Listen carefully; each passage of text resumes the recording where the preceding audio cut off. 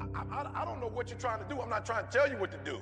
But I'm saying that the group of people you hanging with, you better be careful who you're hanging with because they taking you somewhere. And I'm hoping they taking you where you want to go. So watch this. Tell you when my career changed and I became a millionaire. I'll never forget my man Dan Gilbert. Anybody ever heard the name Dan Gilbert before? Who's Dan Gilbert? Anybody? It ain't no trick question. NBA. Yeah. What specifically about the NBA? Yeah, he owns a team called the Cleveland Cavaliers. Right? So I'll never forget, I was with my church and we was out. It was like Christmas time and he texted me. He's like, yo, E, what you doing tomorrow? I'm like, I don't know, what's up? He said, I'm doing a lunch with 30 men around the world and Warren Buffett is gonna be, he's gonna be leading the meet now. I'm like, I ain't doing nothing. I don't know whatever I was doing, I ain't doing it. To be able to sit down with the richest man in the world, I'm like, I ain't doing jack. Next day I got there, I'm gonna be real with y'all, it was rough. Because it was the richest man in the world. And I know they was all white guys for the most part, about two bros in the room. So I didn't know if I should wear my hat, my J's, or if I should wear a suit. I was like, I ain't gonna sell out. I will wear a new pair of jeans though, you know what I'm saying? And I put on some J's I hadn't worn before. You know how you got like the J's just in the box, sitting there. I was like, I'm gonna get some new J. I put the new hat on and the new When You Want to Succeed is Bad You Want to Breathe shirt. And I went in that room, guys, listen to me very closely. Number one, be careful who you hang out with, because who you hang out could change the world. And when I left that room with Warren Buffett, I said, E, whatever you do, take notes. I was taking notes, bro. Pay attention to everything he says. Listen to what my man is saying, and when you leave, I want you to do exactly what he tells you to do. So the first thing you got to do is you got to put yourself, listen to me, in the right environments, around the right people, because those right people can help you to go where you need to go. So of course now I'm working for the Cleveland Cavaliers. Starting to work for Brian. Brian got an organization. I'm going to his high schools, right? They sending me gear all the time. I'll never forget when I went to the playoff, not the playoffs, but the finals. My wife was like, we going to the game? I was like, yeah. Dan was like, yo, get in a private jet. We'll fly you in. My wife was like, she hood. She's like, I ain't getting in no jet with 3 people. That might come down. She's like, I need to be in a big aircraft. So I'm like, don't worry about it, we'll drive. She's like, where we sitting? I was like, I don't know, but he on the team, so we shouldn't be in the nosebleeds. My peeps hitting me up like, E, I see you on TV. I'm like, what you mean you see me on TV? They're like, yo, they was showing Brian, you was right behind the. So you know what happened when you're on TV right behind Brian? Now companies are calling you to speak and you can charge more. Because you're not just at the game, but whenever the camera on my man, you own it. So when Alabama called me and we doing ESPN, Kobe speaking one day, I'm speaking the next day. Bro, the person you hang out with can change your life forever. Who you hanging out with? Who you running with? You running with people going to jail? I'm not against that. I just know when I got caught with my boy with the dope and we went to jail, we didn't go to prison. We went to jail for a couple days. I realized that it was a toilet in the middle of the, I knew then, I can't do this. It was dudes like actually using the bathroom in front of people. I was like, bro, I don't care if I'm in here 2 days, 4 days, 5 days, I'm holding everything. They was bringing in nasty food. Dudes was like, let me get yours. I'm like, here, you can have it. They was eating it like it was McDonald's. You laughing, but they had gotten accustomed to being prisoners. They got accustomed to their freedom being taken. I went one time and was like, yo, this ain't for me. I'm not meant to be bunking with no dude forever. I ain't mad at nobody, but I'm not meant to be telling bedtime. Me and my man telling stories for 30 years together. It's top bunk, I'm in the bottom bunk. I'm like, that ain't my life. I got married at 19. I've been sleeping with my girl since I was 19 years old. I wasn't meant to be in prison. I wasn't meant to miss Thanksgiving with my grandma. I wasn't meant to miss 4th of July. That's not the life I was meant for.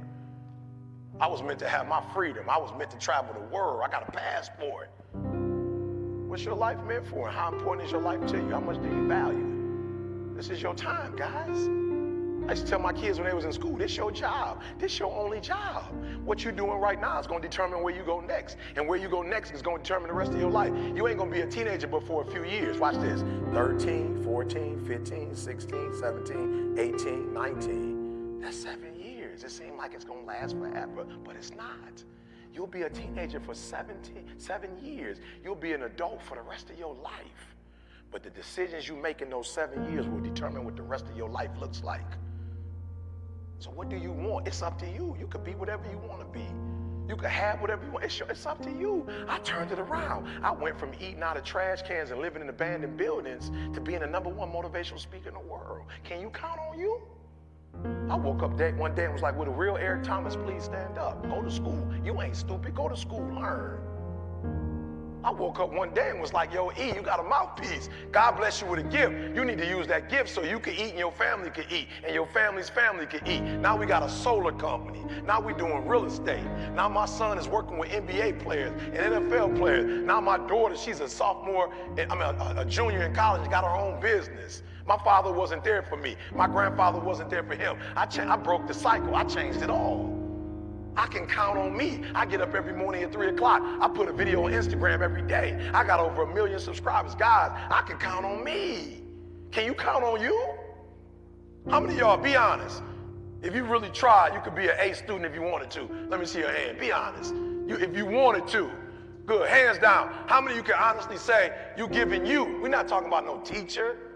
This ain't about no teacher. This ain't about no school. How many of you can honestly say you giving you 100%? Be real. Every class, every assignment. How many of y'all can say you giving 90%? Good. How many of you, come on, how many of you can say I'm probably giving 80% of my effort? Be honest. Good. How many of you say 70%? I'm probably giving 70%. How many of you honestly, I know how smart I am, I'm probably giving 50%. Let me see your hands. You can't even count on you. Come on, I'm just saying, you can get A's and you're not getting them. How many of y'all, for real, if you really try, you can knock out that little SAT or ACT and get you a scholarship to go to college? For real, you know you can do it. Let me see your hands. You had ancestors who was just as smart as you, if not smarter, and they didn't have a chance. If you was black, you couldn't go to school once upon a time in America. You could get lynched for going to school. If you got caught going to school, you could lose your life. You could go to prison. And now y'all got a chance to do it and you ain't doing it. So I need you to do me a favor. When you leave, this ain't got nothing to do with the Atlanta public school system. Let's be real. This has nothing to do with the Atlanta public school system. This has everything to do with you. And I want y'all to do me a huge favor. How many days we got left in school? Come on now, you coming every day now. You should know that. That ain't a quiz. You know what I'm saying? School should be like prison. You should have your calendar on the wall, and you should be like, Bob, 45 days left, 100 days left. You should know that, right? How many we got left? 76. Good, 76. I like that. Watch this. We got 76 left. Make me a vow. E. If I ain't sick, like for real, I'm making a commitment to be here and be 100% on all 76 of those days. Let me see your hand. Only those who are willing to do it. Let me see your hands. I'm not going, 76, E. I got it, E. 76. All right, number 2, E. When I come, I'm willing to put forth 120% effort. I didn't say an A. I didn't say a B. I said 120% effort. Let me see your hands. Good. Now watch this. How many of you guys, if you could take school serious, and you knew by taking school serious and going to college, getting a trade, whatever, that you could put your mama in a different neighborhood? Let me see your hands. Hands down. Excuse me, I want to ask my principal another question, please. If I went to college, I took care of my business, would I be able to put myself in a position financially, especially as a millennial in 2019, would I be able to put myself in a position where I could be a blessing to my mama? Good, and I could be able to bless my mama financially? Come on, y'all, I need you to see it. So you have the opportunity while you playing with your friends, you have an opportunity to put your mama in a house. You have an opportunity to give your mama the keys to whatever car she wants to drive. And then if you handle your business, what's your name, bro? Yeah, Tanari, and they get real. Tanari, it's so easy, bro. It's so easy. So what happens is I go to Michigan State, right? I get a master's degree and a PhD. I work for the football team. I work for the basketball team. They know me on campus. So what happens is they call it nepotism. So no matter what grades my kid get in high school, it don't matter. No matter what SAT score my kids get, they can go where? They can go to Michigan State University. Because what happens on the application, it asks a question. Did you have any family members that attended here? We did. Who is your father? Dr. Eric Thomas. I'll never forget, my wife got diagnosed with MS My daughter's sophomore year in high school. I don't know what happened, but my daughter and her mom was so close that my daughter went from getting A's to straight C's and D's. Devastated her. I went to my daughter her senior year, was like, boo, I ain't trying to be funny, but you can't go to college with this. And my daughter's, she grinds. I was like, I know your mom's sick, I know it hurt you, but with these grades, you're not gonna be able to go to college. Now, what my daughter don't know that I know is that they don't use your senior year when they're deciding if you go to college or not. They look at your sophomore year and your junior year, but she don't know that. So I'm like, boo, you need to get it together. Her senior year, all A's. When it was time to go to college, I went up to the university and knocked on the door of the person who make the decision, who getting in. He's not here right now, he's in a meeting. I said, oh, tell him E.T. came by to see him. On my way out, he comes out to me. What's up, E.T.? I was like, how you doing? He said, hey, E, we were just watching one of your videos. Oh, hey, I appreciate the other day when the recruit came up. Appreciate you going by and seeing the family. No problem. How can I help you, E.T.? Oh, I just put my daughter's application in. Oh, have a good day. I said, no, I just put my daughter. Hey, E, have a good day. Just tell her to watch the computer. Her acceptance letter is coming. My daughter got her acceptance letter. It said, your grades were bad, your SAT score was all right, so we're gonna enroll you on a provisional basis. Based on what your test says, it says you have some learning disabilities, so we want you to go by and see a tutor. I was so geeked, I showed my daughter, I said, they said you got a learning disability. I know she a fighter. My daughter graduated, I'm sorry, it takes 120 credits to graduate. Her freshman year, she had 40. Her sophomore year, she had 40.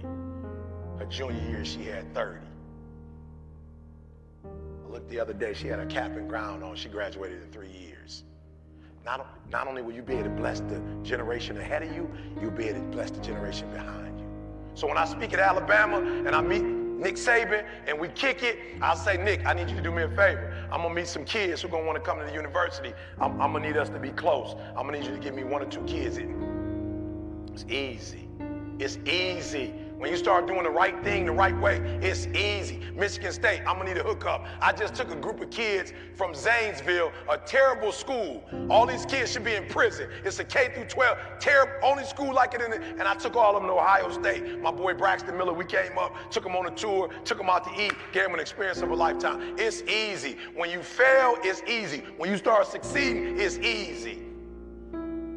When you fail, it's easy. My father dropped out. My grandfather dropped out. I dropped out. It's easy. But when I got my PhD, I went to Michigan State. My son went to Michigan State. My daughter went. When you're doing bad, it's easy. When you're doing good, it's easy. It's just either way. Don't let nobody fool you. It's not hard to do good. It's no harder to do good than it is to do bad. It's easy. Once you make up in your mind what you want, it's easy. And so what I want y'all to do for me, you told me you could get A's. I need you to do me a favor. I need you to prove them wrong. Because they don't think you could get A's. What do they think about you? Just be real. What do they think about you? B's. I don't know if they think that. It doesn't matter what they think, but I don't think that's what they think. I don't think when I get on the plane, you think, my son got on the plane the other day, first class. What'd they tell you, son? They told my man he put his bag in the wrong place. Your bag must be in the wrong place because you definitely not flying what? You think when I get on the plane they think I got a PhD? You think when they look at me, but it don't matter what they think, but I'm gonna prove them wrong. It ain't a certain look for a PhD. This just grind. This just what grind look like. This is what average skill but phenomenal will look like. This is what it looked like when you ain't smart, but you get up at 3 o'clock in the morning. This is what it looked like when a professor at Michigan State told me, you don't think critically enough to get a PhD. You can't write a dissertation. I'm like, ooh, I get it. Where you from, people are smart. Where I'm from, we grind. So I went to Michigan State Library, and I went to the 3rd floor, and I read 40 dissertations until I found the one that looked like something I could write. And I studied that joker like we study folks on the street. And I studied it for 2, 3, 4 weeks, and I was like, yep, I can do it. And boom, I turned that thing around. So everybody said with me, average skill, phenomenal will. Average skill, phenomenal will. So you don't have to have phenomenal skill, you just gotta have phenomenal, come on, you ain't gotta have phenomenal skill, you just need to have phenomenal. As my boy come up here, listen to me very close, y'all gotta hear me. Y'all got that dog. So do me a favor, y'all fight on the street. How many of y'all been in a fight before? Let me see your hand. Come on, you fight on the street, but when your teacher give you a math test, now you want to punk out. Somebody tell you to write a 5-page paper, now you scared.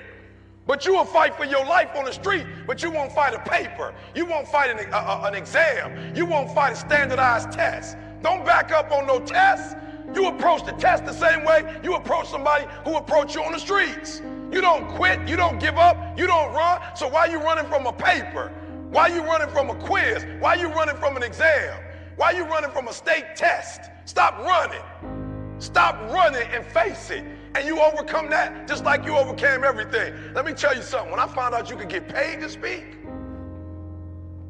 I'm like, you can make money for talking? I would do this for free. You mean to tell me Tony Robbins get 100 G's to talk? You mean to tell me Les Brown making 50 to 100 grand talking? I'm like, let me at him. Give me the mic. They like, well, E, you didn't grow up with a two-parent background, E, but you dropped out. I said, bruh, you mean to tell me I gotta compete with somebody who grew up with 2 parents? You mean to tell me I gotta compete with somebody whose parents was rich? You mean to tell me that's who I'm going up against? I ate out of trash cans. I slept in abandoned buildings. When I put forth 120% effort, can't nobody stop me. And I ain't bragging, but put my name in. I didn't get here off being smart. I didn't get here being talented. I got here off that dog. I got that dog. I got that grind. And whatever I put my mind to, 4-year degree, master's degree, PhD, whatever I put my mind to, I can do it. How many of y'all feel like whatever you put your mind to, you can do it? Come on, be real.